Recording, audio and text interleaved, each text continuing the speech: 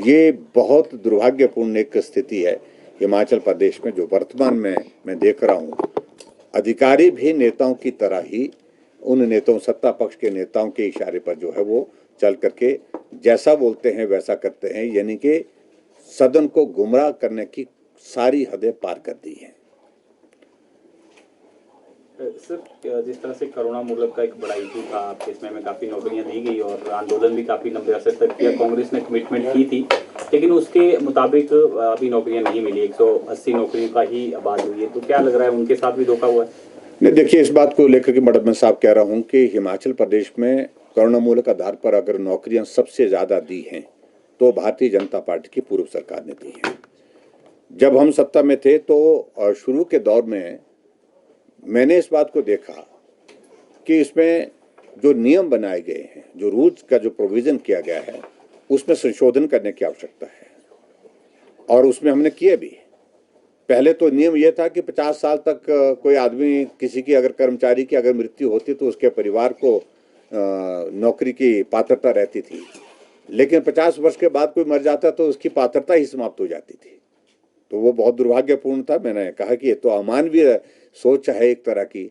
आदमी की मौत, जिंदगी जो है वो आदमी के हाथ में नहीं है, और इसलिए हमने तय किया कि 58 साल तक कर्मचारी अंतिम सर्विंग डे भी अगर उसकी मृत्यु होती है तो भी उसके परिवार का कोई सदस्य जो है वो नौकरी के लिए पात्र होगा।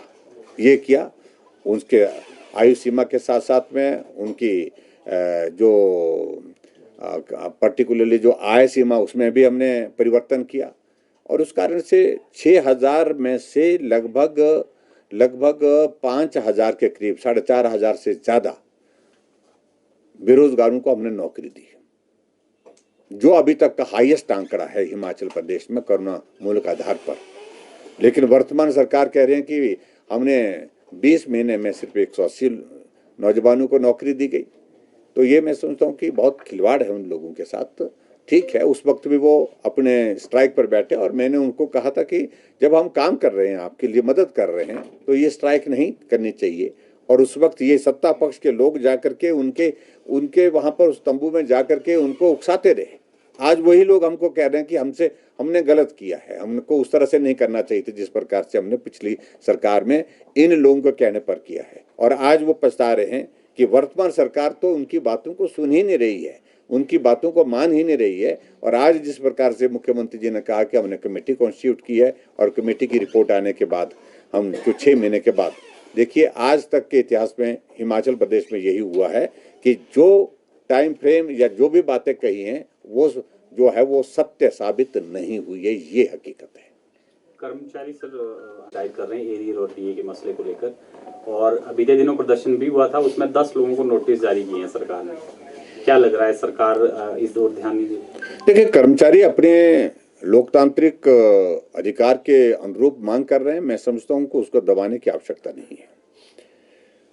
और जो मुख्यमंत्री जी तो बार बार इस बात को कहते हैं कि हम कर्मचारी हितैषी हैं, और अभी 20 महीने का छोटा सा कार्यकाल इनका पूरा हुआ और 20 महीने के अंदर ही कर्मचारी जो है वो काले बिल्ले लगा करके जो है वो अपना रोष प्रकट कर रहे हैं। सचिवालय के कर्मचारी, वहाँ के जितने भी जो उनके यूनियन के जो पदाधिकारी हैं, वो सब लोग जो है वो मांग कर रहे हैं कि जो कर्मचारियों के जो जेन्युइन इश्यूज हैं उनको सुनने के लिए भी अब मुख्यमंत्री तैयार नहीं है। हमारी सरकार में समय पर सैलरी देते थे, समय पर डीए की किस्तें, समय पर जो है जो हमारे कर्मचारियों के जो मेडिकल रिम्बर्समेंट के इश्यूज थे, उन सारी चीज़ों का हमने इंतज़ाम किया था। लेकिन आज हिमाचल प्रदेश में कांग्रेस की सरकार के 20 महीने का कार्यकाल पूरा हो गया, लेकिन कर्मचारियों को कुछ भी नहीं मिला। इसलिए वो सदन के चलते हुए, सेशन के चलते हुए अपना विरोध जाहिर कर रहे हैं, काले बिल्ले लगा करके, गेट मीटिंग्स करके। और सरकार को इस बात को समझना चाहिए कि अब सब ठीक नहीं है उनके लिए। मैं यही कहूँगा, कर्मचारी हितैषी सरकार अपने आप को कहलाने वाली 20 महीने के छोटे से कार्यकाल में अपने आप को जो है वो चारों तरफ से घिरा हुआ महसूस कर रही है। आपदा को लेकर भी चर्चा चल रही है और सरकार लगातार आरोप लगा रही है केंद्र से भी मदद नहीं मिली है। मैं समझता हूँ कि ये बात अब उचित नहीं है। कल भी मैं इस बात को लेकर के बड़ा हैरान था कि जब मुख्यमंत्री जवाब देने के लिए वहां पर खड़े हुए, आपदा के मामले को लेकर के पिछले कल मैंने कुछ फैक्ट्स रखे हैं, मैंने सारी चीजों का जिक्र किया है। केंद्र ने जो मदद की है, लगभग 18,000 करोड़ रुपए की मदद, 1800 करोड़ रुपए की मदद केंद्र से हुई है। और इसके अलावा हिमाचल प्रदेश के लिए 18,000 के लगभग जो मकान मिले हैं। और इसके अलावा हिमाचल प्रदेश के लिए विभिन्न योजनाओं के माध्यम से विकास के लिए कोई कमी, चाहे PMGSY की थर्ड फेज की जो शुरुआत के लिए पैसा दिया 2700 करोड़ रुपए, अलग अलग तरीके से मदद करने के लिए केंद्र सरकार ने रास्ते निकाले और मदद की है। लेकिन हिमाचल प्रदेश में आज अगर हम सरकार को पीछे पूछें तो जवाब इनके पास नहीं बनता फिर है। हजारों लोग जिनका घर चले गए लेकिन उनको एक पैसा नहीं मिला। हजारों लोग जिनको आपने कुछ पैसा दे करके उनको शांत करने की कोशिश की, कहने के लिए कहा आपने 7 लाख रुपए देंगे, 1 लाख रुपए दे करके उनको छोड़ दिया गया। 1 साल बीत गया और कहा कि प्लिंथ जब होगी उसके बाद दूसरी किस्त देंगे। अरे प्लिंथ नहीं, उन्होंने घर बना करके उसमें रहना भी शुरू कर दिया। आदमी बेघर हुआ है, उसकी मजबूरी है, व्यवस्था है, वो कब तक तंबू में रहेगा। लेकिन उसके बावजूद भी, घर बन जाने के बावजूद भी अभी तक जो है वो ये किस्त जो दूसरी किस्त जारी नहीं कर रहे हैं।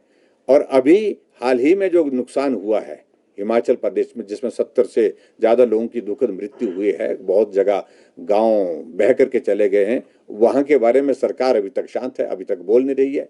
कल कह रहे हैं कि अभी तो बरसात चली हुई है, अभी तक हम बरसात का इंतजार करेंगे, मतलब और घरों के बहने का इंतजार करेंगे, उसके बाद अनाउंस करेंगे। हमने कहा कि 7 लाख रुपए पिछली बार आपने एक घर के लिए देने की बात कही, तो अब की बार भी आपको 7 लाख रुपए देने चाहिए, क्योंकि मुख्यमंत्री समझ गए और वहां का आगे 1.5 लाख रुपए देंगे। ये मुख्यमंत्री जी अपने स्टेटमेंट है। तो आप कितनी बार झूठ बोलेंगे, कितना झूठ बोलेंगे। और खासतौर से ऐसे लोगों के लिए जो आपदा में बहुत बुरी तरह से पीड़ित हैं, बहुत परेशानी के दौर में से गुजर रहे हैं, उनको भी झूठ बोल रहे हैं। और दूसरी बात तो 4,500 करोड़ रुपए की हिमाचल प्रदेश में उन्होंने कहा कि भी हमने 4,500 करोड़ रुपए हिमाचल प्रदेश में एक पैकेज देने की बात कही है। उस 4,500 करोड़ रुपए से जब हमने पूछा कि मुख्यमंत्री जी आप बताइए, हमको बताइए कि आपने उसमें से स्टेट गवर्नमेंट की ओर से कितना पैसा दिया, सारा का सारा पैसा वो है जो केंद्र सरकार ने दिया अभी तक, और बहुत कम पैसा मिला है। बहुत लोगों को अभी तक भी उम्मीद है, हम जाते हैं एप्लीकेशन देते हैं लोग कि हमारी जमीन चले गई, हमारा बगीचा चला गया, हमारे पशुशाला चली गई, लेकिन उसके बावजूद एक पैसा अभी तक मिला नहीं है। ठीक, थैंक यू।